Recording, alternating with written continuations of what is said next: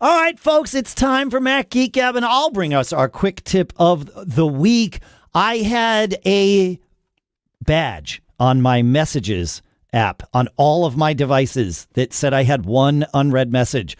But when I went in on my phone to the unread messages, there was nothing there. I scrolled through my messages. I found nothing. I couldn't find a little dot to press to make the badge go away.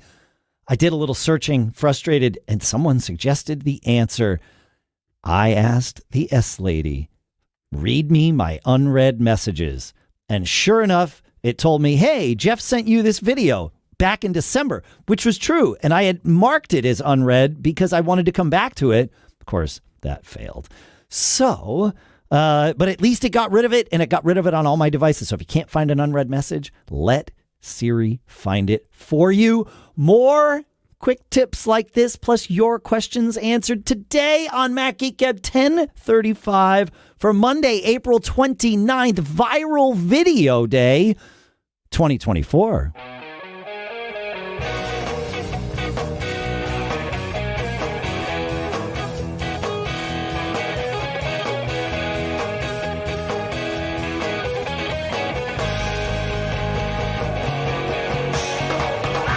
Folks, and indeed, welcome to Mac Geek Gab, the show where you send in, or we provide, tips like that. You send in, or we provide, cool stuff found. You send in, or sometimes we provide, questions that we all endeavor to answer here.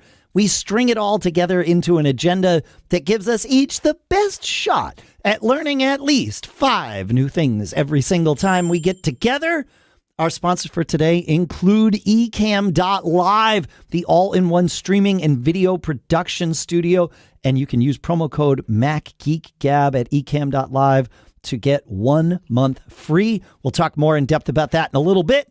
For now, here in Durham, New Hampshire, after a quick down and back to New York, I'm Dave Hamilton. And here in South Dakota, I'm Adam Christensen. And here also in New Hampshire is Pilot Pete. Good to be back with you after a week off hiatus. Yeah. And my check ride, I passed. I get to fly for another 9 months. Nice. That's good. They let you fly the plane, yeah. huh? That's good. Yeah. We appreciate the check rides being part of the process there. Well, I think that's a good thing. Yeah, that's a good thing in the big scheme of things. In the big scheme, yeah, it might be a little bit of a pain in the neck. It keeps you out of the show for a week, but you know, like it's good. Yeah, to prove I'm still semi-competent to yeah, it's all about fake it till you make it, right, Pete? Yeah. Yepper. Fake it till you retire, right? Is that what it is? Exactly. And right. hoping to get paid to do nothing soon. But in the meantime, let's do some quick tips. Yeah. You got one from Paul, I think. Oh, I do. Yeah. I think you're up on that. I think that's I'm you. up first. He says she talked about this in the last unopinionated software episode. Great show. I'm sure you got this same tip from other listeners, but just in case, when you're driving, you can say, hey, yes, lady, take a note. And that's a reliable trigger. The other phrase I use, as we all do, is very often, remind me to. So if you use remind me to, you'll get a transformation of what you say. Apple's system will truncate after 10 to 12 words, omit words, and identify some words as meta words like today or appointment, or using artificial jankiness, AJ, which is AI run amok. Love it. It's trying to convert what you say into some sort of a reminder. So sometimes this is what you want, but given the abilities of the current S lady, that's rarely the case. So if you say, take a note, you can dictate a longer note that doesn't transform what you say. And in both cases, though, a significant pause in your speech ends the reminder or the notes. And he puts in here the editorial.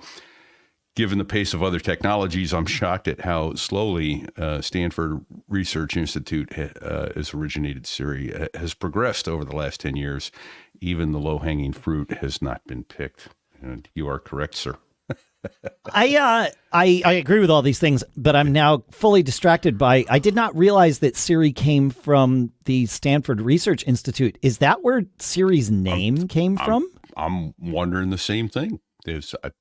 I learned that as I was reading it. I used to know that. I used to know this way back when, but I honestly don't remember. Okay. I did know that it came out of that place, that Sure. area. Yeah. Huh. Which is iris spelled backwards. So that it is. Yeah. For some reason I thought, I mean, I remember Siri being a separate app on the iPhone Yes. for a hot minute there, but rather than integrated, yeah. yeah, and then Apple of course acquired it, and the rest, as we say, is current technology, or it's supposed to be current technology. We'll see if they can enhance it to make it compete. But I don't know where the name came from. So someone hopefully will tell us either in the live chat while we're recording this, or at feedback@macgeekgab.com. There you go. Wait. Feedback@macgeekgab.com. That'd be the place to send it, I think. He said feedback@macgeekgab.com. That's right. All right, shall we move on to Joe here? We should. I think that's Does that mean Adam. I am up? Yes. I think so. Yeah. I got Joe's right here. He says, I was listening to the latest show this morning and you talked about a couple different tips. Yeah, we do. One was related to getting the bookmarks to show up on Safari. On my phone, I tap the search bar or web address bar. It brings up, or when I do that, it brings up a list of bookmarks, just like when I open a new page. You can also swipe left on a full page Safari window and it will open a new tab. With regards to reminders, Dave talked about telling Siri, the date you wanted to remind you about something when you're using Siri in CarPlay mode. One of the things that I also do is say, remind me to do XYZ when I get home. It will pop up every time I pull into the driveway, being outside sales and driving around. So a good reminder every time I get home or when I get home that day to complete whatever task it is. I mutilated that last part, sorry, but you get the point. Yeah. You can tell the S lady to remind you when you get to a known location, like home, or some people might have office or specific place, and the little geofencing thing will kick in and remind you then. That's pretty cool. Yeah, and going back to his first sort of follow-up tip, he's right. Last week we talked about the fastest ways of getting to your your Safari bookmarks on iPhone, and we completely neglected his, which I think is the fastest. You just tap the URL bar and your favorites come up. So yep. I mean, I see it there every time I do it. Until Joe's note came in, I never even thought to use that to get to my favorites. I've had blindness to it ever since it was brought there, but there it is. My favorite one is to scroll down a little bit, and I always use the one where it's like you can get links that open tabs on your other devices. Yeah. Oh, yeah. The iCloud tabs feature time. or whatever. Yeah. Right? Yeah, they're all right there. If you do Siri bookmark syncing, I think that's required, right? But yeah. Yep. I've been using that for years because I'll bring something up on my phone and like leave it, and then I'm like, what was that thing? And then I'm sitting at my Mac, and it's like, oh yeah, it's right here. Oh yeah, it's right there. Yep. Yeah, that is a handy thing. The iCloud bookmarks, or iCloud tab syncing. I guess it's not even bookmarks. Tab syncing, yeah. Yeah, it's the tab syncing, and it just tells you what tabs are open on your other Macs. It's even cooler when you discover that you can close tabs on your other devices. Wait, what? Yeah. I forget how to do it now, so I probably just killed myself. But yeah, I know at least on the phone, there's a way to you can say close this tab from another device. Let's see. I just did. I went to the list of tabs. Like I found a tab on my MacBook Air, and I just long pressed on it, and I got a menu, and the option on iOS. Yeah, so I do not know how you do it from the Mac. Oh, maybe a right click. on the Mac? I tried that. No, it didn't No, work. it didn't work. Oh yeah, I guess we have Macs in front of us. We could try these things while Close other tabs. Right click. Close other tabs. No, if you just float, like if I pull down in Safari, click on the little cloud icon, which pulls the iCloud tabs down. If I float over one, I see a little X by it on the right, and that's where I click, and I am closing all kinds of tabs on my iPad as we speak here. So there you go. Because I don't need the StubHub links for fish tickets at the Sphere anymore, because that went away. That expired. That already happened, and we did not go. So there you go. Yeah. Yeah, I don't get the little hover thing, but I get right click if I do it from the main, start page. So that works. Huh. What didn't work was doing anything from the drop down from the. Really? The little drop down. If you just float your mouse cursor over one of them, you don't see a little X on the right? No. Huh. Weird. All right. Yeah. I mean, I believe you. I just, wondering why mine is being different. Buggy. Yeah. I don't know. Go figure. Yeah. Speaking of buggy or pesky devices, I have found that I have some older technology that likes to, especially smart home-ish devices, that fall off my network on the regular. One of them is my MyQ Garage Door Opener, which I don't recommend. You can't really use it anymore. I have the special HomeKit bridge that they stopped selling, so it does link that one garage door or that pair of garage doors to HomeKit, which I love. You can't buy that bridge anymore. Don't know why. But anyway, it's flaky. Maybe that's why you can't buy it anymore. And it falls off my network occasionally. But what's weird about it is I can still access it and use it from the MyQ app. I cannot use it from HomeKit. And all I have to do is unplug the power from it and replug the power. And then it's fine for a couple of days. And then it goes sort of wonky again.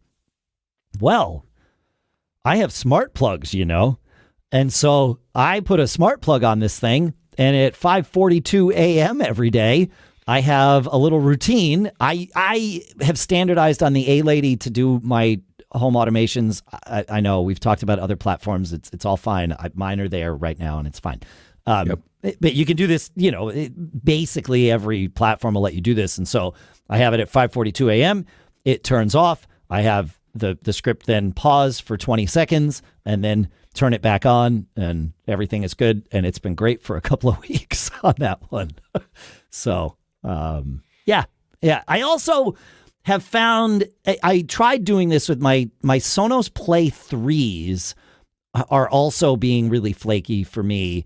And they do occasionally, more than occasionally, need to be power cycled. And I was doing this the same way. It's not helping, because sometimes they just go offline during the middle of the day. There's something, there's a whole thing on the Sonos forums about how there was a software update that came out, I think this past summer, that I think causes some out-of-memory errors on the Play 3s. So, but certainly putting them on smart switches makes the restart process simpler. But the scheduled restart every day didn't help those as much. But it has definitely solved, at least so far, the issue with my MyQ Garage Door Opener. I will say, though, that I have become a huge fan of the Meross HomeKit compatible garage door openers. I know we talked about them on the show here. Yep. Those are freaking amazing. I put one of those. They have a couple of different versions. Make sure I'll link to the right one, but put you get the one that's HomeKit compatible, and they make one that is a 1 garage door unit, and then they make another one that is a 3 garage door unit. Based on your feedback, most people say the 3 garage door one, it gets a little janky. It it will expose 3 doors whether or not you have 3 connected. So if you buy the 3 and you only have 2, it will expose a 3rd door to HomeKit that people say they can't really hide. You could unfavorite it, I suppose, but just be aware of that. But yeah, the Meross thing works great. I've got that on Lisa's garage, and it's been absolutely fantastic. So, and rock solid. So do that. It's cool. It works with your existing garage door opener. You don't have to replace anything. It just plugs in. It's actually got 2 leads that plug into terminals on your head unit for your garage door. And then it just it just triggers a open or close. So yeah. It was cool. Like $40 or something. So that was. Pete is trying to talk, but actually I think Pete is talking, but Pete has muted himself. And so, yeah, well, I was, but there you go. It's like maybe you could set up to open a neighbor's garage door with that 3rd door. Well, I think they all have to be in the same. They have to be on the same Wi-Fi. They have to be in the same garage. Like at my house, I've got 2 in one building and 1 in another. I don't think the 3-pack would work for me because you've got to be able to wire them all into the same head unit. So, gotcha. Yeah. But that's not the you had prepped a cool stuff found from Allison, Pete, when we were last talking about garage door openers that we had yet to get to. So I think now is as good a time as any. So I'm vamping for you here. Yeah, thank you. Sure. Yeah. So new listener Allison writes in. She says, I'm the 1 out of 10 who isn't going to recommend Meross for fixing the idiotic Chamberlain LiftMaster fiasco with smart control of garage doors. Nothing against Meross. I love their switches, but the sensor for the open-close looked too flimsy and small to make me question the reliability. Also feedback from listeners on it. Anywho, we chose the Tailwind IQ3 because of its huge magnet sensor combo and how the sensor mounts to the J channel for the rollers of the garage door. And of course, I wrote it up, and thanks for asking, Allison. And Pete said send it to feedbag@macgeekgab.com.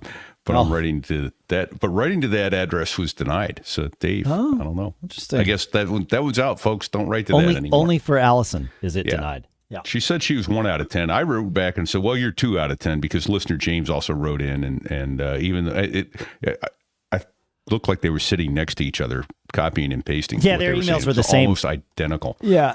It's interesting. I know what she's saying. It is so when you wire in the Meross garage door opener, like I said, it's a small little unit, maybe smaller than your iPhone, right?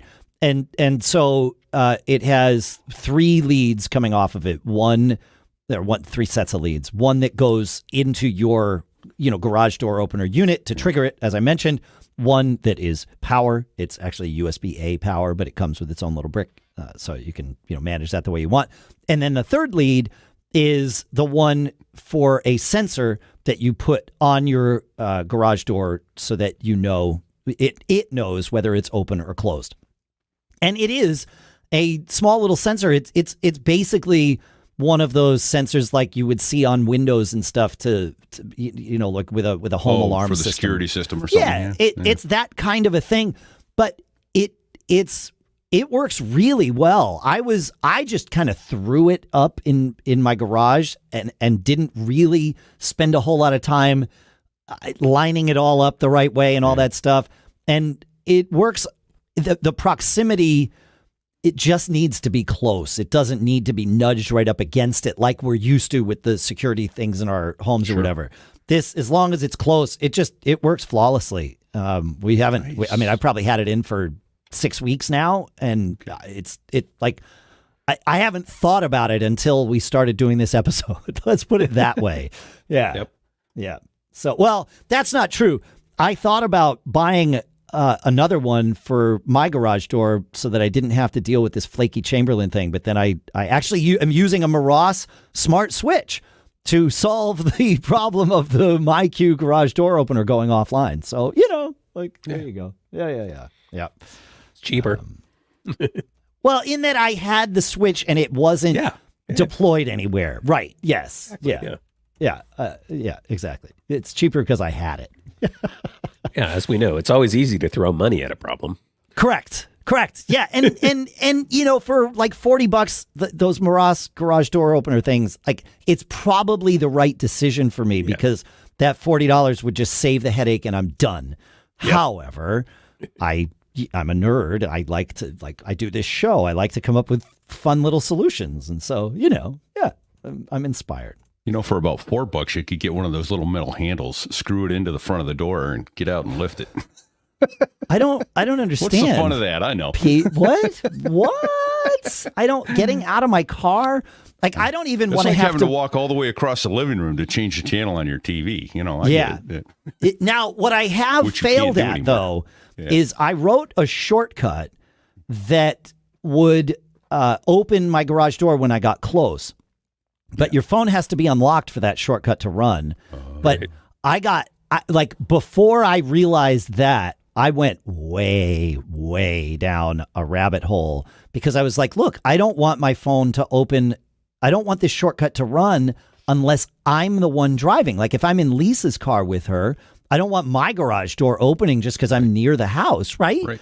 Right. And so I wrote a secondary shortcut that saves essentially a 1 or a 0 to a note that says, am I on CarPlay or not? And that shortcut is triggered by when I connect to CarPlay and when I disconnect from CarPlay.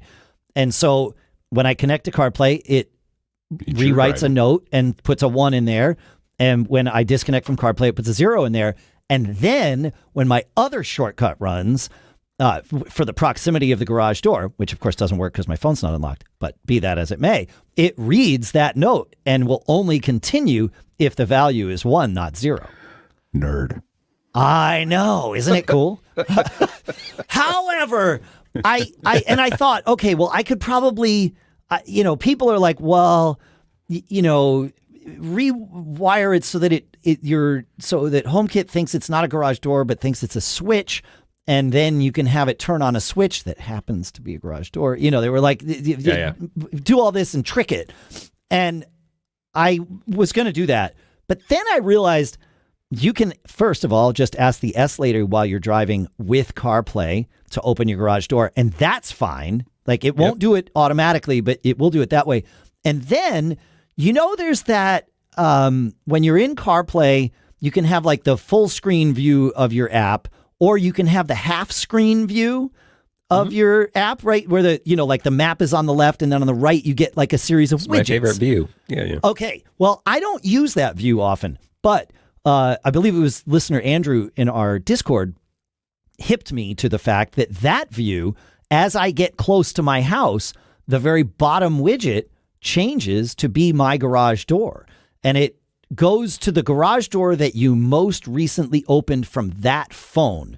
So it just shows, and I can just tap it on the screen. I don't even have to, and it pops up when when I'm in the neighborhood. So it's the perfect timing. I just tap it and the garage door's open. I haven't messed with my my automation, which still runs every time. It just fails because it can't unlock the phone.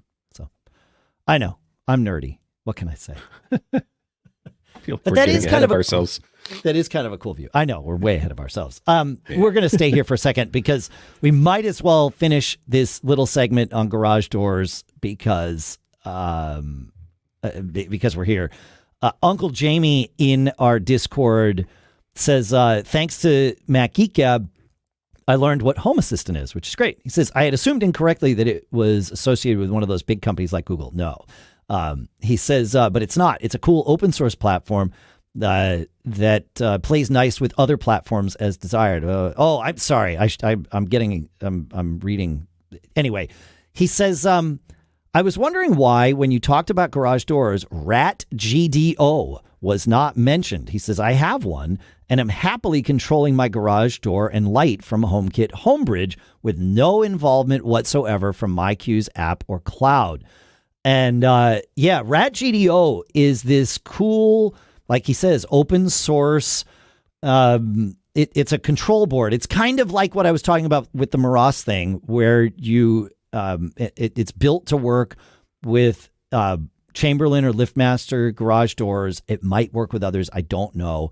But it's a, nerd community kind of created thing, and you can buy the little bridge and it connects to your door, and it will work with HomeKit or any of the other things. So we will link to the RatGDO thing if you want to go that route for controlling your garage doors, especially if you got burned by the Chamberlain whole fiasco. Yeah. So. Dave, how about we finish in the garage door theme with Tim? Yeah, go. Sure. I love it. Yes. Yeah. So we're going to beat this garage door horse to death, and here comes the last one. We covered it, Mac Geek Gab episode 1033. The only thing that Jim might need to change on this is listener Tim writing in, Jim might need to change on his network is the garage light. Cheap, super bright LED garage light bulbs and shop lights are notorious for creating EFI interference that can slow down your Wi-Fi and interfere with some garage door remotes. And I think we covered this on a show some time back. Yeah. I had LED lights actually in the garage door opener itself, and often it would interfere with my ability. If I walked out and got in, if the car wasn't in the drive and I walked out, or if I backed out, the light would come on, right? Because it tripped the little and sensor. Yeah. And then I couldn't close the garage door with my remote. It's like, what the heck's going on? But come home, it would work. So whenever the light was on, I was getting interference and the remote wouldn't work. I replaced those with incandescent, which don't work even with a good bulb now, but that's a whole nother story on a 25-year-old remote. But I did put a shop light in the main garage door garage light, and that seems to be working just fine. So so it's in the close proximity is the problem with the LEDs and Wi-Fi, and it's not Wi-Fi. It's the LEDs and the RF for the remote. For the remote for the garage door. So if you go with one of these HomeKit things, you could use LED bulbs because it's not controlling it remotely. As long as it's not like some do. Some of them do, like the MyQ ones that I have do. Yeah. It's still a remote. The RatGDO and the Meross one and the Tailwind one all wired directly in. So that's right. Yeah. Fun. All right. So Adam, I know that April 29th here is Viral Video Day, but Tuesday is another special day. You April 30th. So there was a Gimlet podcast, great podcast back in the day. It's no longer around, unfortunately, called Reply All, that I loved. Oh, yeah. And the hosts over there, this isn't something I suffer with. I'm pretty good with my email, but I know a lot of people out there, you have emails that come in, and sometimes there's one that you get that you either just forget about, like you meant to reply to, and you just literally forgot about it, or maybe you're not sure what you want to say at the time, and then you forget about it for whatever reason, right? You end up with this email that you meant to reply to, you never ever did. So they were like this, and what they invented was Email Debt Forgiveness Day. And this is a little bit different than Email Amnesty Day, or the one where you just look at everything in your inbox that's there and just dump it, right? That's another one. The idea behind this one is you get to reply on April 30th to any of those emails that you just left sitting there, and you get to reply as if it just came into your inbox. And so you're forgiven for not doing that. And so you just link, you throw the link to this page, we'll have it in the show notes, and it explains everything to the person you're sending it to, and you don't even have to say anything. You just reply as if I just got the email, and all is forgiven. And then you can relax, and you don't have to stress about that email that you're looking at. And it's like, I meant to reply 3 months ago. I can't reply now because they'll think I'm weird, All right, folks, look, have you ever dreamed of running your own TV station, but thought, no, too much hassle? Well, with our sponsor, Ecamm, it's like having a full broadcast studio right on your Mac. Perfect for streamers, podcasters, and even those who just want to look super polished on your next Zoom call.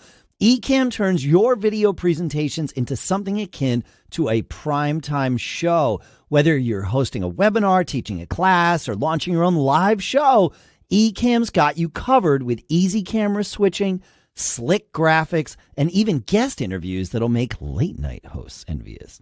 And let's talk multi-streaming. With Ecamm, you can broadcast live to all your platforms simultaneously, reaching your audience no matter where they hang out. It's like being omnipresent without the need for cloning yourself, though, let's face it, who wouldn't want a few extra U's to handle your tech? It'd be awesome. Would it? I don't know. Setting up is a breeze, too. You don't need to be a tech wizard, although, hey, we're all a bit geeky here, right? Ecamm is plug and play, but also lets you tweak and tinker to your heart's content if you want to get really fancy with your productions. So don't get caught with your tech down. Make your next video or stream effortlessly amazing with Ecamm. You can learn more at www.ecamm.live and get 1 month free of Ecamm Live using promo code MacGeekGab at checkout. That's 1 month free of Ecamm Live when you use promo code MacGeekGab at checkout. Because in this digital age, it's not just what you say, it's how awesomely you say it. And our thanks to Ecamm in Ecamm Live for sponsoring this episode. All right. Wait. Yes. Can we get a show title from an ad? I think so. It was said in the show. Why do you ask, Adam? Don't get caught with your tech down. Don't get caught with your tech down. So as I've mentioned on the show, I let ChatGPT write most of the scripts that I use for ads because sponsors generally give us a version of free reign, right? They give us talking points and then we just read. And this was absolutely inspired by what you do, Pete, over at So There I Was.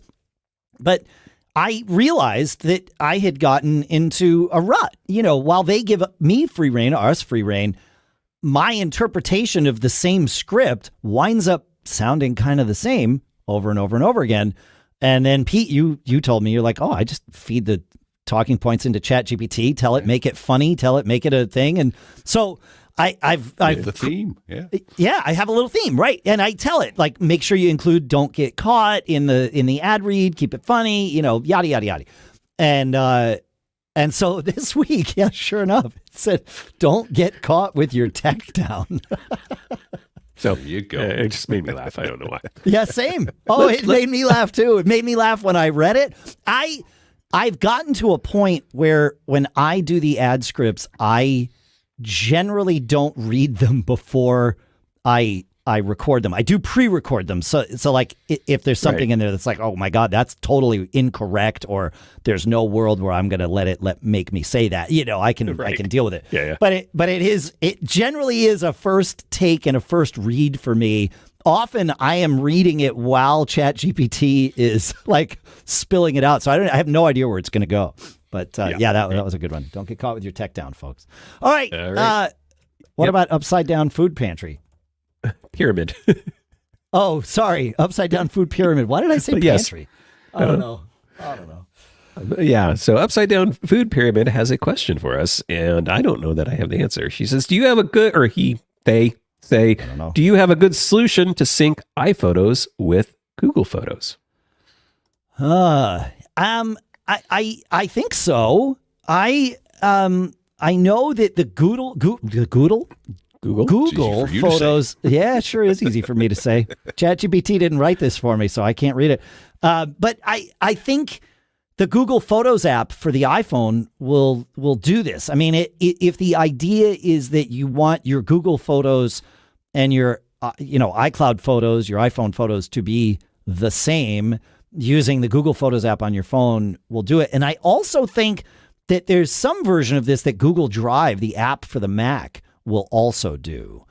But that's where I would go with this. Otherwise, I mean, I think that's the only answer. But what do I know? Yeah, I don't.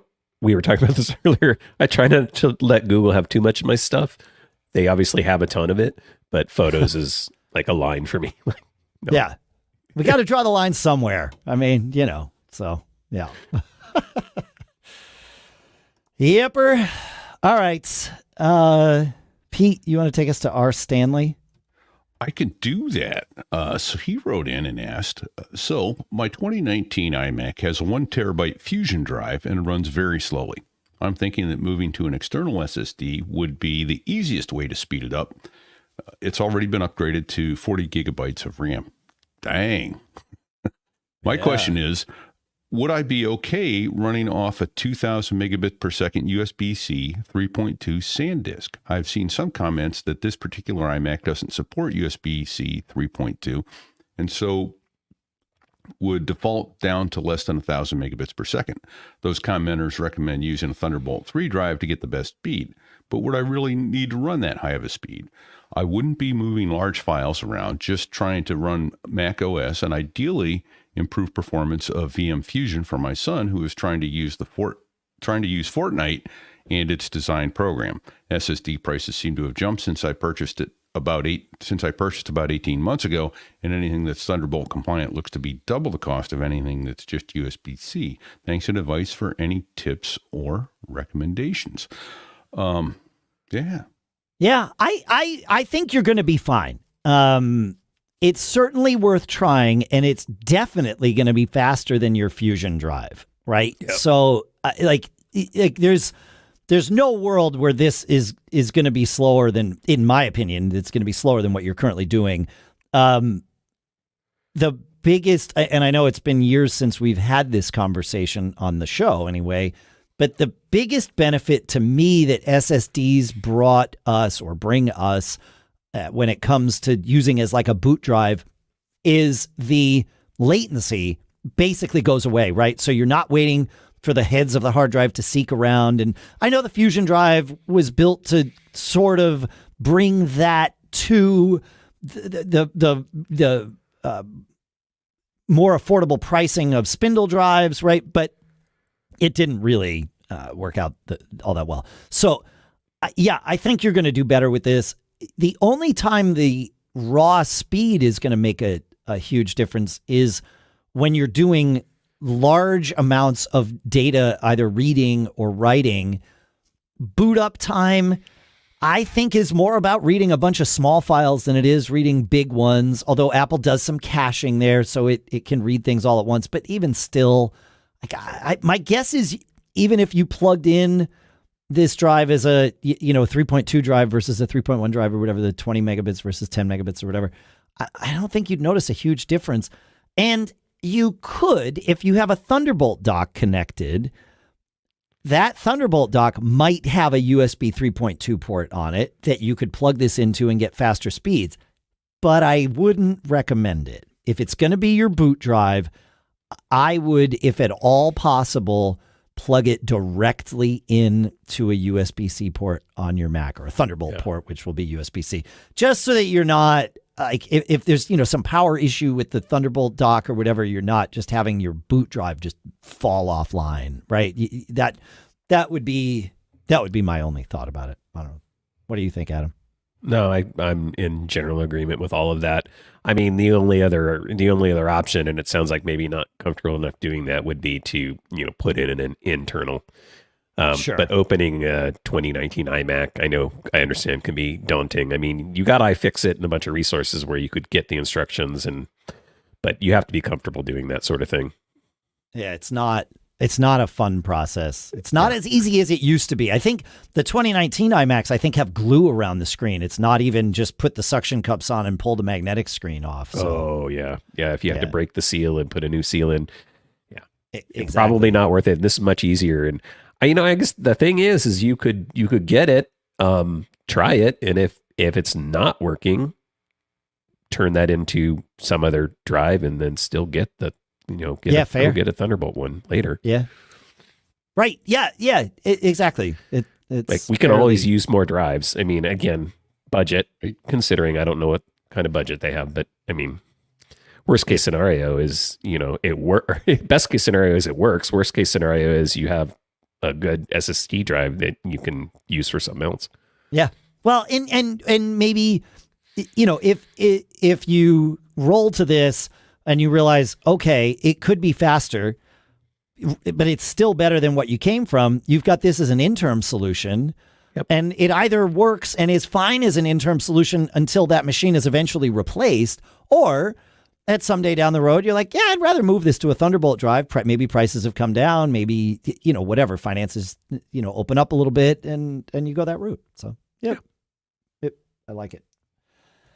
Dan wrote in and asks a question. Is anyone else having trouble getting messages to sync between iOS and macOS? It used to work seamlessly, but lately I'm noticing that messages, in particular SMS messages, are not updating on my two Macs. I made sure the obvious, same Apple ID, allow text message forwarding from the iPhone, restart everything. I even deleted the messages folder in the library folder on my Mac and let things sync. The syncing worked for that moment in time. Okay, interesting. But messages since then from the phone are not showing up on the Mac. Before I contact Apple support, I thought I would see if anyone else is experiencing this with Sonoma. It's a bit of a geek challenge or a discussion point. So I have some thoughts, but Adam or Pete, do either of you have any thoughts? Not just a Sonoma thing. I'll just say that. Like, it's just a thing that happens. Yeah. Sadly, I've noticed it happening too. My solution, and I know he didn't work for him. I sign out, sign back in, and it seems to force the resync. Yeah. The other one, and I don't know if it's self-inflicted or what, when I've used my eSIM overseas, I find it really starts getting things going stupid because it's trying to use another number. Yep. And all that. So, and I think the solution to that is use the Minternational going forward. Oh, yeah, right. It's now more affordable. Yeah, right. Yeah. I have certainly run into this before. I am not currently running into it, though I am seeing Kiwi Graham in the live chat saying finding intermittent message syncing issues recently. There is the whole messages in the cloud part of iCloud 2, which if you have that enabled might be part of this. It shouldn't be, obviously. It all should just work, but we know how that goes. So if you go into messages on your Mac, go into preferences and go to the iMessage button at the top. If you have enable messages in iCloud checked, then you also have a sync now button that you can click. And that might be the thing to trigger, hey, wake up, buddy, and go ahead and do this. We've also seen this take on like a new install.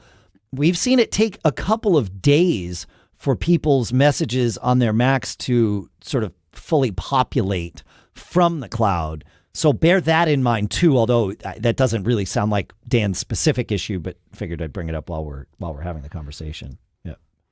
Yeah. And he did say he already checked things like the messages settings and make sure that I can be reached at. 'Cause I'm wondering if specifically because he's saying it's SMS, if it's a phone number thing, like is that phone number on all devices? Like, oh right, yeah, right, yeah. Because if it's not on your Mac, then. But then you would expect that it would never sync, and it sounds like this is just intermittent syncing issues. So. Well, that same page of the preferences where you can click the Sync Now button on your Mac, there is also the list of all of the addresses, phone numbers, and email addresses that are attached to your iCloud account. Right. That would, absolutely be the place to make sure that, you can be reached. Yeah, make sure it's checked there. Yeah. Yeah, because I've gotten that one with people who are like, but the way that usually surfaces is like, they sync to every device except this one device. Right. Or I never get the message on this one device, but I get the message on all these other devices. I had this with a friend recently, and I'm like, well, you don't have your iPhone, you don't have the phone number attached, and people are sending to the phone number, so it's never going to get there. It's never going to get there. Right. Yeah, exactly. Yep. Hey, as long as we're on that settings page, I want to mention something too. Down at the bottom of that settings page in iMessage on the Mac, there is a checkbox for send read receipts. I uncheck that because you can individually enable send read receipts for people. You don't have to, it isn't an all or nothing thing. Right. So right? So for the most part, I send it to friends and family, but generally speaking, I don't send read receipts to everybody. Huh. Yeah, so. I also have that off. I'm fairly judicious with who I enable it for, but I like to be able to enable it just so I know who's getting read receipts. Although I wouldn't be opposed. I get why Apple has this ability to turn this off, but I wish it were on by default. Like I think our and I realize this goes counter to what I currently do. Like I get that, but I think texting in general is better when you know that a message has been delivered and read and all of those things. Like for all the people that I communicate, you are bugging people. Hey, ping, ping, ping. Hey, right. Have you seen this? Have you seen this? Like I know you've seen it. You're choosing not to reply to me. That we might have another conversation about that. But that's okay. Like it is good. Like I find that the read receipts really helpful, and probably would opt. I almost certainly would opt for that as the default. I like WhatsApp. I have a bunch of people that I communicate with WhatsApp these days, and it's it's the default there. It's weird because it's like you get one check mark when the message is sent, 2 check marks when it's delivered, and then the check marks, the double check marks, turn blue, right, when the message is read. So you have to know how to decipher these things. But once you do, it all makes, it's like very easy. And at a glance, you can be like, all right, great. Max read that message. Awesome. I know he's seen it. I know he'll reply later, but at least I know he's seen it and I don't need to worry about that. Yeah. So anyway, that's just, yep. All right, so I just checked something because I was curious because I had that checked, and I was curious what happens if I uncheck it now. Do I have to go back in and opt everybody back in, or do I opt them out? And it looks like anybody that I've already messaged, at least that I've just checked, it's opt out. And I'm assuming new people, I don't know if it would be they're automatically opted in and I have to opt them out one by one, or is it, do you guys know?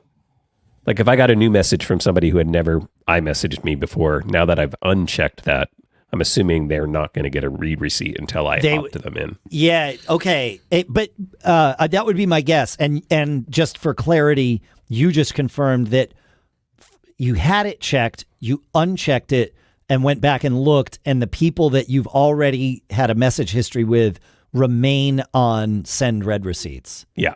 Got it. Okay, so that checkbox Adam, if you want to send me a message, you could try it, right now, and I can tell you, or you can tell. Yeah, but Pete, that you're not new with Adam. You're in my list. Oh, right, yeah. Well, that's what I'm saying, that I would be legacy. Texted each other, yeah, which is great. So, no, that's good, because I was worried, because I think I've always had it on, so I was just worried, is my family, if I turn this off, suddenly going to not get receipts anymore, and I have to go opt everybody back in? But no, it all looks fine. It all looks fine. Yep, interesting. Okay. Yeah. So that checkbox, in a sense, applies only to newly started conversations. I would assume so, yeah. I wonder what the reverse is. Like, if I were to go and turn that checkbox on, what about the conversations that I have where I haven't been sending read receipts to people? Yeah. I bet it wouldn't go back. We're going to go down a rabbit hole. Yeah, that's it. Well, that's what we do here. Yeah. Huh. Interesting. All right. Great. You want to take us to Mike, Adam? Sure. Speaking of rabbit holes. This isn't too much of a rabbit hole. Maybe. Well, maybe. We'll see. Mike says, "Hello, gentlemen. I was so disappointed that the MacCast went dark. Oh, sorry for that. But overjoyed with the addition of Adam to your band of brothers. I'm disappointed, however, that with the addition of Adam, you haven't upped the number of things I'll learn. He's got to be worth at least a couple more things, right?" Sorry. I guess. I missed Pete's comment. What did you say? Pete packing. Or send Pete packing. Oh, I see. And then we can just keep it at 5. I got you. Yeah. So it used to be 3 things that we would learn. And then I forget when we raised it from 3 to 5. I don't know. Like, should we, this is not a decision just for the 3 of us. Like, this, I think, is a community decision. So let us know how many things do you learn each episode? See, I got to push penguins off the iceberg to learn new stuff anymore. Don't get old. Oh, same. Oh, yeah. We learn. I'm excited about learning new things every week. It definitely means that I forget the old stuff, but that's okay because then I'm super excited when I learn it again. Right? It's totally fine. Yeah, it's actually really nice. The good thing, and I say this often, and that we are all, and I mean all of us that are listening and sort of alive in the world today, we're really fortunate because as we get older, studies have shown that the way our brains work and the things that our brains are good at changes as we get older. Right? When we're younger, our memories are fantastic, right? Relatively speaking. And as we age, our memory gets deprioritized. I'm choosing words carefully here, in favor of our brain's enhanced ability to process big picture items, to see and think of things as a whole, and really kind of have that perspective and ability to really process. And I say we're lucky because we have these devices that we're attached to all the time that have nearly perfect memories. So we don't have to remember things anymore. They do it, like these devices do it for us.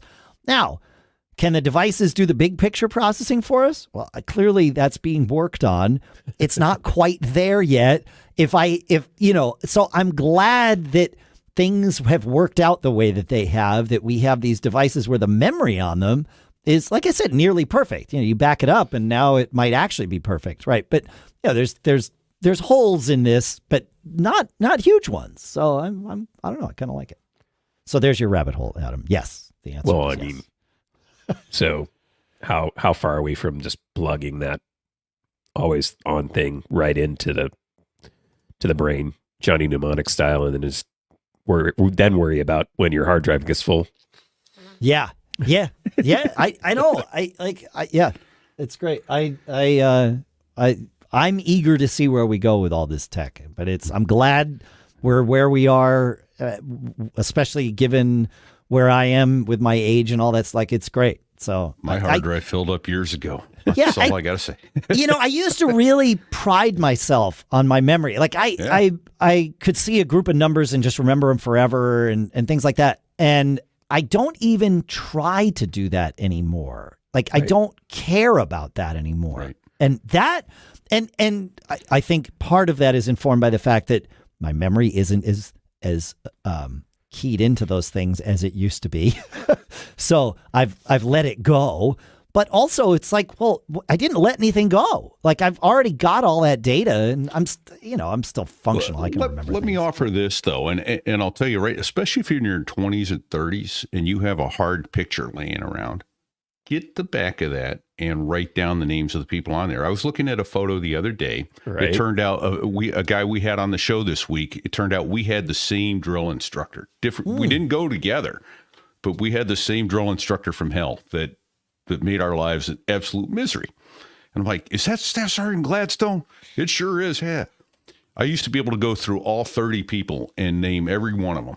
Yeah. And I can name 2 people on that photo anymore. I'm like, oh, you got to be kidding me. Those are names I never would forget. I mean, the hell we went through together, established a brotherhood. Yeah. And it's gone. And it's like, oh, you got to be kidding me. Yeah. And so those sort of things, if you have that stuff and you remember, write it down. On the back of the photo somewhere, things like that. I encourage people that are younger to back it up while you still have it, because I guarantee you're going to forget it. I guarantee it. And one other super quick story. I went through training to become a first officer on the MD-11 when I was about 39 or 40 years old. And I just read it, retain it, and do it. And the guy I was going through training with was 58, and it just kicked his backside. And I'm like, dude, this isn't that hard. Come on. Yeah. He could fly an airplane like nobody's business, but he could not retain the interface of the computer. And then I changed airplanes at age 59. Oh my God. I went, oh, now I know. Yep. I used to be able to just read this and do it. And now I can't. I have to read it, write it down, think about it, ask questions. So it definitely, your brain's processing changes Yeah, for sure. So Beck, just verifying what you're saying, but yeah, no, it's why I'm such a fan of telling the S lady, hey, remind me, later to do this thing, or remind me about this thought that I had. Like, I'll be driving in my car and have like a spectacular idea. Yeah. And and in the moment, like you with the, the picture of the people you went through all that with, like, in the moment, you're like, there's no world where I will be able to forget about this. And I feel the same way when I have some, epiphany about something. It's like, oh my God, I'll never forget this. Right. Hold my beer and watch this, your brain said. Watch out. Right. Yeah. It's not, I definitely will forget it. And so that's why I use that all the time. Yeah. So bringing Pete's thing about the photos, the physical photos, and writing people's names on the back to tech, I have to ask, because I use this religiously with iCloud Photo Library. Do you guys use the facial recognition thing? Like, I got really fanatic about tagging people, and even like really distant relatives that I, see every 20 years at a family reunion or something like that. Yeah. I will tag those people because sometimes, it's a cousin of a second cousin, and you're like, same kind of thing. 20 years later, you're like, you can't remember their name, right? Yep. That's a great idea. So I have even really obscure people in there. Capabilities. And there's only like one or two photos for them, but they're not my favorites or anything. They're way down the list, but at least like that's sort of, in my mind, the digital version of that. That's brilliant. Yeah, you're essentially making the argument that tagging the faces of the people that aren't as like common in your life is more important than tagging like your kids, right? Like, it's easy to do, and so there's no reason not to, but chances are, if you're seeing someone regularly, you're not going to forget who they are. Whereas someone that you've stopped seeing regularly, it's like, who was that person? Oh yeah. Even cool people I've met at conferences and stuff like that. Exactly. Yeah. And it's helpful too, sometimes in the moment, because it's like, 10 years later and you met them at a conference and you had a drink one time.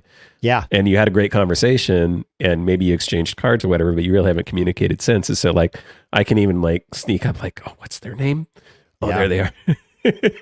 Yeah. Yep. Cool. What's funny about pretend that, like I actually have a memory. Yeah. What's funny about that is we're talking about it though, of all the faces in there, there were three staff. There was a staff sergeant, a sergeant, and a captain who was our platoon commander. I couldn't tell you the other two, but Staff Sergeant Gladstone. I'll go to my grave with that. Well, there are some things you won't forget. That's true. I can't if I wanted to. and I don't want to forget to thank everyone whose premium contributions have come in, and we do have some cool stuff found to talk about. So I want to take a quick minute and do this. Again, it's all at macgeekgab.com/premium. It's not mandatory. It is very much appreciated, and it definitely helps us do what we do here. It's been a couple of weeks since we've done this. So we had a $5 contribution from Bob in Lafayette. Thank you, Bob. We had $10 contributions from Frank in Tunbridge, Stephen in Plainfield, Joseph in Marietta, Warren in Gloucester, Bill with an APO box, Jeff in Chesterton, Barry in Des Plaines, Timothy in West Windsor, Kevin in Edison, Jonathan in Plainsboro, Matthew in Forked River, Paul in Lawrenceville, Michael in Robbins, James in Amity Harbor, Santiago in Palm City, Frank in Voorhees, Brian in Southbury, and John in Wake Forest. Thank you to all of you. Eric in Southfield sent us a $12 contribution. Bob in Bob in Lepesh sent us a $15 contribution. And then we have $25 contributions from Gene in Denver, Scott in North Little Rock, George in Natick, Doug in Centerville, Andrew in Durham, Jed in Jersey City, Michael in Wake Forest, Robin in Andover, Charles in Kobe, Keith in Edmonds, Robert in Pontisbury, Peter in Rochester, Brian in Johnson City. Then we had a $30 contribution from Seth in Tucson, a $35 contribution from Anders in Vasteras, $50 contributions from Patrick in Little Rock, Edward in Manhattan Beach, Joseph in Aventura, a $100 contribution from Harry in Luz, a $150 contribution from Brian in Glendora, and a $500 contribution from James in Pleasant Prairie. Thank you to all of you so much. And James, I believe you now hold the record. So thank you to all of you. But really, it's not generous. It's not a competition. Right. We appreciate every bit of it, and absolutely thank you for all of that. It's amazing, absolutely amazing. Hey, I've got an idea though. What's For those that, Pete? that can't afford to contribute money, you can contribute by sharing the show. Absolutely. Tell a friend. Yep. That is the that really, and just listening, contributing, by listening, and like you said, share the show. That's the great stuff. I'll give you one more. Yeah. A review is also always appreciated. Oh yeah.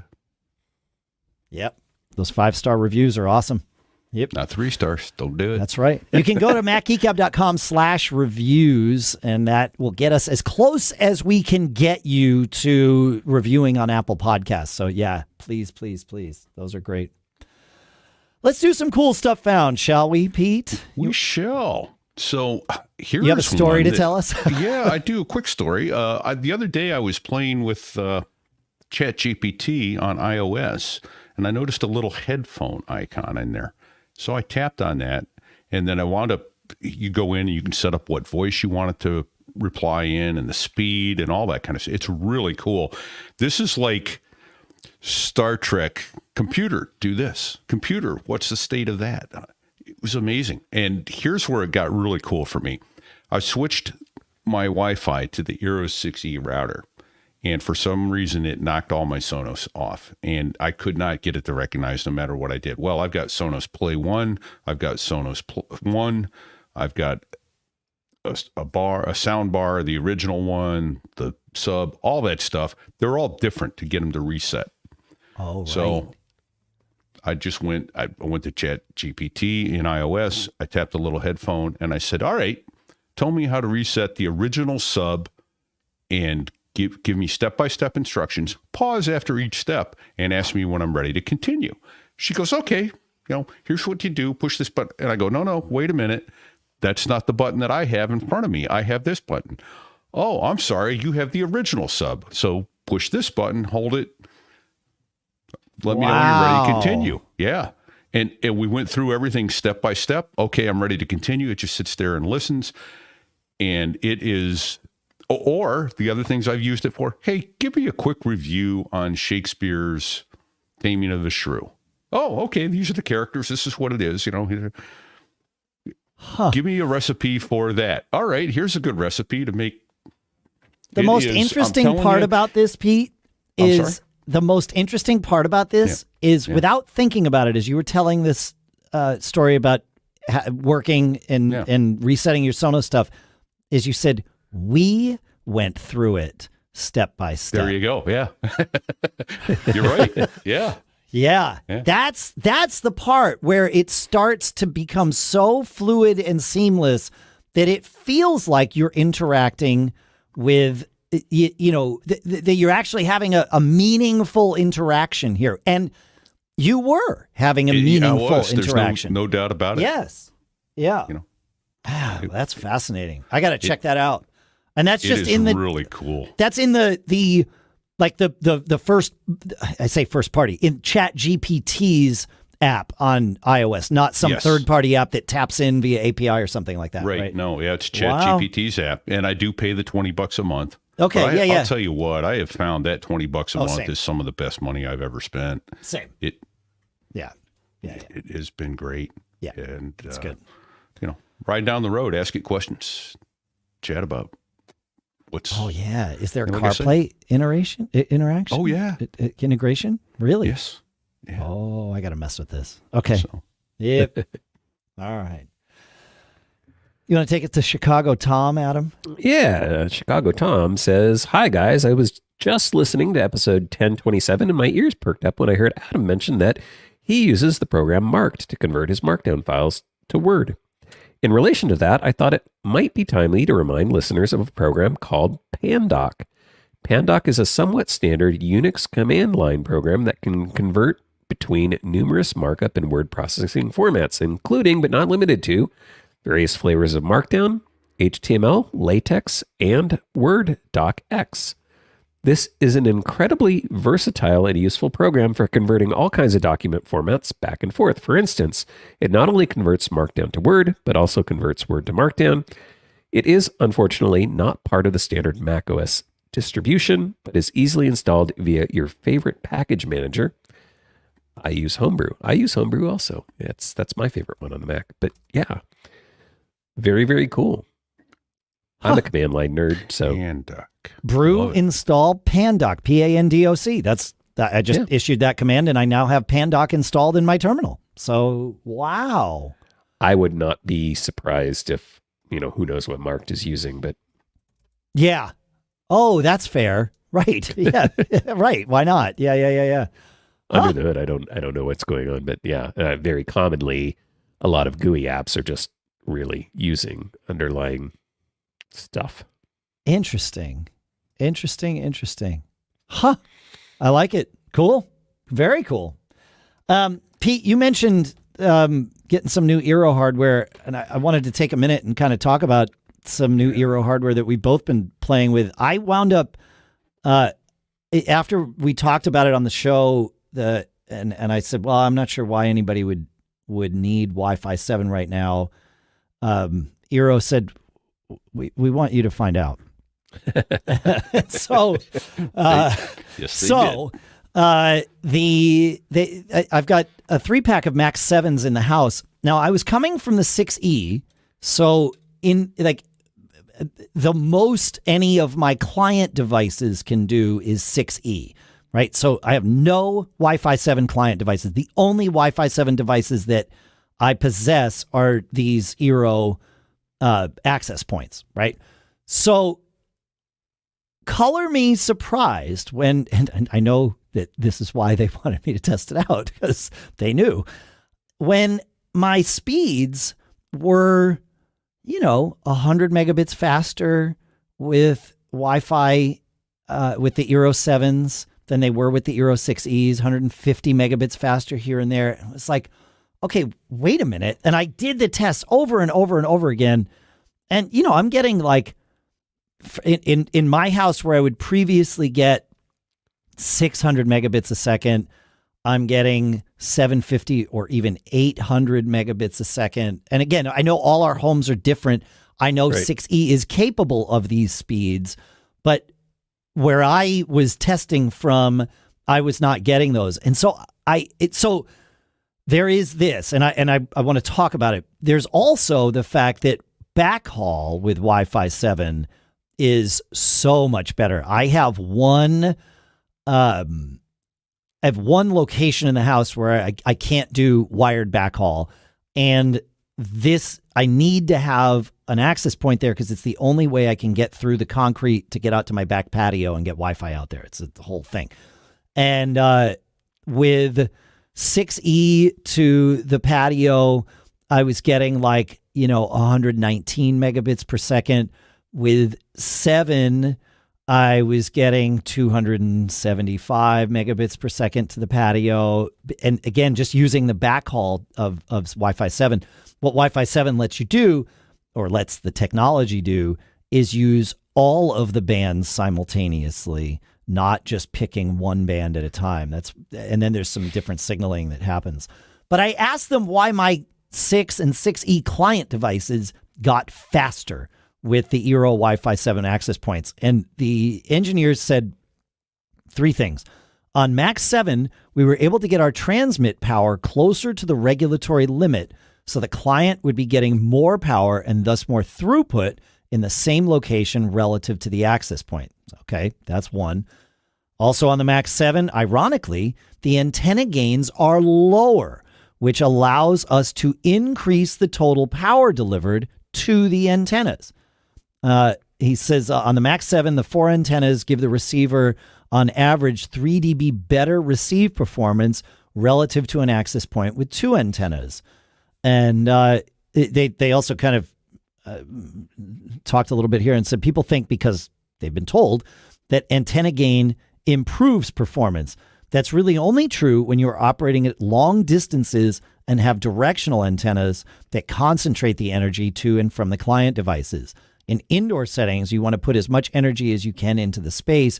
More antenna gain reduces the total amount of energy, which is interesting. So there are some technological improvements that eero made from the 6Es and the 6s to the 7s that actually make your client devices, your non-Wi-Fi 7 client devices, already operate faster. But I also moved my son in his apartment from the 6s to the 6Es, and we saw his backhaul performance double to about 600 megabits per second. He was getting like 250 to 300, and now he's getting about 600 on those 6Es, which is what you have now, Pete, right? You've got the 6Es. Right. I've got the 6Es that they sent me, and I've got to tell you, it's... I'm speechless. You see me, I'm speechless. Look, so here's the deal. I was running the TP links before, and those did good. They bathed the house in Wi-Fi because my daughter's room was not even getting Wi-Fi, and that was particularly frustrating. So that's why those TP links solved. And on a given day, I would do a speed test, and with gigabit Ethernet, fiber. Yep. And then converting to Wi-Fi, obviously, I was getting, with everything going in the house, streaming television, sun, gaming, that sort of thing, 200 megabits, 250 on a given. And were these TP-Link devices Wi-Fi 5 or Wi-Fi 6? I think they were 5. Okay. I'm certain they were old. Okay, so, but that, a lot of people out there are running Wi-Fi 5 stuff because it's fine, right? You're getting 200 to 300 megabits. It's fine. Yep. And for the vast majority of what I do, that worked great. Yep. Well, but with these, I just ran one. Well, you were talking. We're streaming back and forth and all that stuff. I went ahead and ran one. I'm getting 358 up and down, and I'm 40 feet away through 2 walls to the nearest access point. And the backhaul is Wi-Fi on that access point. Oh, wow. Okay. Yeah. Now, if I'm in the same room with it, even with my son gaming and doing all that kind of stuff in the house, I'm getting 850. Wow. Yeah. Smoking speeds on the 6E. And again, because I think it's down because we're streaming back and forth video. My son's in the basement gaming, and I'm 30, 40 feet away through 2 walls. So that's why it's, but you still have a rock solid, you've got rock solid connection. And as you just proved, more headroom than you need. Yeah. And that's really what it's about. Yeah. Yeah. Interesting. So I stand corrected. There are some improvements with the Wi-Fi 7. I still think the 6E is probably, if you're looking to buy today, I think the 6E it's a good choice, but there is always the how long are you going to keep it future-proofing thing to keep in mind. And if you can find the Wi-Fi 7 stuff at a price that works for you, we know that eventually Apple will add it to their devices, and so will everyone else. And in the interim, you get Wi-Fi 7 backhaul without any congestion. So that's not so bad. Yeah. Thank you, Hedy Lamarr. Yes, that's right. Do you guys know the Hedy Lamarr story? Yeah, I do, but go tell it. So there's a documentary if you want to watch it. I rewatched it recently. A great documentary called Bombshell, the Hedy Lamarr story. That Hedy Lamarr actress, in the World War II era, 30s, 40s, is believed to have or did come up with a lot of the ideas behind frequency hopping, and the reason was to drive torpedoes towards Russian submarines, right, in a secure manner. And German subs. Oh, sorry, what did I say? Russian? Say World War II, German. Did I say Russian? I meant German. Yeah, German submarines. Sorry, thank you. We were talking about memory earlier. Memory. Yeah, but the point is she laid the groundwork for that. Her and another guy, and I'm blanking on his name, but it's a fascinating thing to find out that this starlet actress kind of came up with this idea that then drove forward a lot of the wireless technology that we use today. It's crazy. So it's awesome. Yeah. Right. I love it. Yep, that's great. Yeah, and I think she got the idea from an early remote for like a Philco radio or something like that. It's in the story because they had this thing where you could have this remote box that connected to the radio, and you could change the dial, right? So it had like a phone dial on it, and you'd spin it, and then it would go to 900 frequency, and then you'd spin it again, and it would go to 1300 frequency or whatever. Sure. Yeah. And so supposedly that's where the original thought came from, was this Philco remote. Amazing. So amazing. I love it. Love it. All right. We have maybe a minute or two.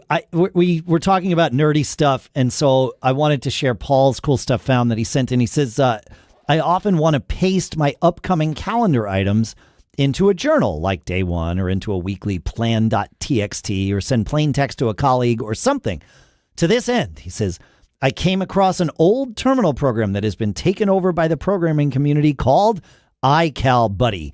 It, like the other thing we mentioned, installs from Homebrew and has a man page. A don't get caught tip is that once you have it installed, you have to type man space iCalBuddy with a capital B. That's only true for the man page. The command invokes with a lowercase b. So, yeah. He says the man page is long, and there are plenty of options. The command that I like that I've put into Text Expander is one. I'll put it into the show notes, but he's got a command that only lists the dates and times and title of the calendar items in the next 14 days. And it's really a nice little, it's nice. I like it. So yeah, pretty good. Yeah. So thank you for that, Paul. Fun stuff. Love that. And I think we need to do Elliot as well, Pete, because otherwise we're just going to keep hearing from all of this and it's from everybody about this, and it's great, but we know now, and we want to share. Yeah. So go ahead, take us to Elliot. Okay, I'll do it. So actually in the notes, what he actually wrote is gone, and I don't know why or how, but that's okay. And Allison had a follow-up, but he wrote in about a program called Touch Retouch. That's an iOS program, Touch Retouch, that was designed to remove a line, like a power line or a telephone pole, those sorts of things from a photo. And it does it really quite well. Let's see, the app was designed for this problem, among others. After installation in Photos, tap on Edit, and then the three-dot menu in the top right, and you'll see Touch Retouch as an option. And then you can open it as an extension of Photos, and one of the things is lines. So you can pull lines and objects out of Photos. Now, the one I covered this as a cool stuff found several months back. The one I use, but it's not an iOS one up front. It's on my Mac, but I used the HitPaw at hitpaw.net. Yeah, you mentioned that. Well, here's the weird thing about it. It does all these other things that I didn't realize. I got it as a photo enhancer. That's what I bought for it. Sure. And as I speak today, it is on sale for $26 instead of $37, I think. But that could change at any minute. Sure. But not only does it do photo enhancer, it will do background remover, and then what we're talking about, object remover, so a telephone pole, telephone lines, that sort of thing. It is an AI generator similar to DALL-E. It will take you give it 3 photos and it will create your portrait. You can get it any style you want in the portrait. And then the other thing it'll do is you can take just a headshot of you and turn it into a photo ID for your passport, those sorts of things. And it says, you pull the country, I want it for Japan, or I want it the UK or the United States, and it will send it to you with all of those 2 by 2 inches, whatever the standards are that they need. And then while I was at hitpaw.net, I also found it looks like I'm going to have to go spend some more money. They've got video editors, video enhancement, all that kind of stuff too. So they're really big into the photo manipulation and when video. you first told us about HitPaw, and I remember having this conversation, it seemed like one of those sort of janky pieces of software that I wouldn't want to install. But clearly they have worked really hard on turning this into it's something that it's a very useful tool. So yeah, that's great. Yeah, scratch repair. I have like a neat photo of my great-grandfather who was the head swimming coach at the University of Pennsylvania for 40 years. Okay. But the photo was taken in the 1890s, and it just beautifully restored it to the focus, and it gets the scratches out and takes away the sepia. Good. Amazing. Things like that, yeah. Amazing. Well, the time has come, my friends. Uh-oh. To talk of many things. Oh, actually, to stop talking of many things. Adam, did that remind you of the song from Alice in Wonderland about the oysters? I don't know if I know that one. I've only seen that movie. You're talking about the Disney film, right? Yeah. The Disney film. Yeah. I think I've seen that one time in my life. The time has come, the walrus said. Yeah. Yep. All right. Well, no sealing wax for us, but we do want to thank CacheFly for providing the bandwidth to get the show from us to all of you. Of course, thanks to all of you who contributed to the show, either with your questions or your tips or your cool stuff found, or in Discord. The conversations, I love when I go into Discord to catch up on things and answer questions, and I see that there's like a thread 20 posts long where you folks are like helping one another. Like it's amazing. I absolutely love it. And if you want to join our Discord community, of course, it's just macgeekgab.com/Discord. That should get you a link in. So go check that out. Thanks to our sponsor, of course, Ecamm.live, where code MacGeekGab gets you 1 week for free. And you can learn about all our other active sponsors and even deals from inactive sponsors. But the deals are still active. That's all at macgeekgab.com/sponsors. And sign up for the email list and the show notes. You get them in your inbox. Pete, we missed you last week. What do you have anything to share with us? Well, I had a check ride, and I took the advice that I'm about to give to you. Don't get caught. It's good advice. Made on a Mac.